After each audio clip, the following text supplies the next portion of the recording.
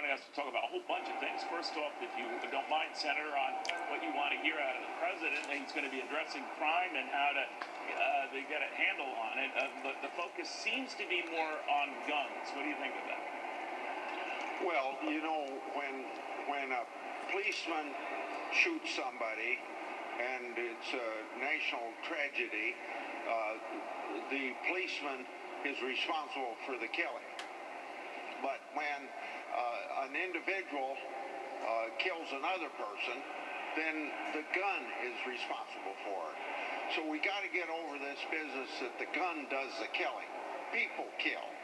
So we've got to have tough laws on the use of guns and the misuse of guns, but not to violate the Second Amendment of the United States. That's what I want to hear.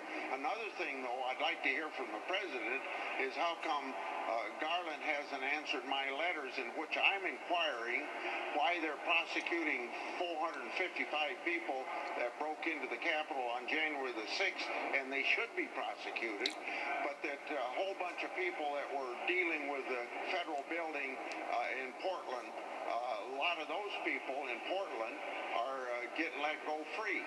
And I just think that there's a double standard for justice in the United States. Some people are going to be prosecuted that it may be politically wise to prosecute, and then other people may not be prosecuted because it might upset some people on the left. It's a very good point. You're talking about the Attorney General, Merrick Garland. A lot of those charges in that particular case were virtually dropped for everybody. But I'd like to pivot, if I can, Senator, to ongoing infrastructure talks. Where does this thing stand? Apparently, the issue now is how to pay for it. It seems Republicans and now the administration against a gas tax, against a mileage tax. So that takes away at least a big chunk of the way you could pay for it. So where are we?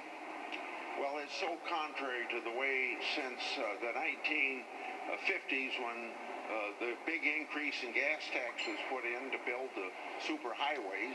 We've always had user pay, and there's various ways of doing that. You can put a tax on electric vehicles.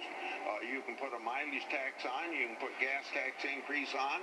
They don't want any of that because they dug themselves into a hole during the campaign by saying we aren't going to raise taxes on anybody under $400,000 a year income.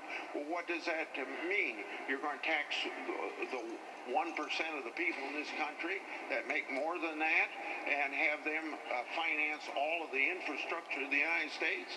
It doesn't work out. Now, I think an easy solution is repurposing some of the money that's been appropriated under the COVID bills and not used, and some of it goes back to last year that still isn't used, and there's a lot in this year. But it's okay to appropriate money for 1 or 2 years, but the COVID bills appropriated money in some cases out to the year 2028. Are you saying that we're going to need COVID relief until 2028? Nobody's planning to do that, and there's plenty of time to take care of it if you need it. So repurpose some of that money for infrastructure. Senator, time is wasted, and you always remind me that the calendar sometimes moves you and your colleagues more than anything else.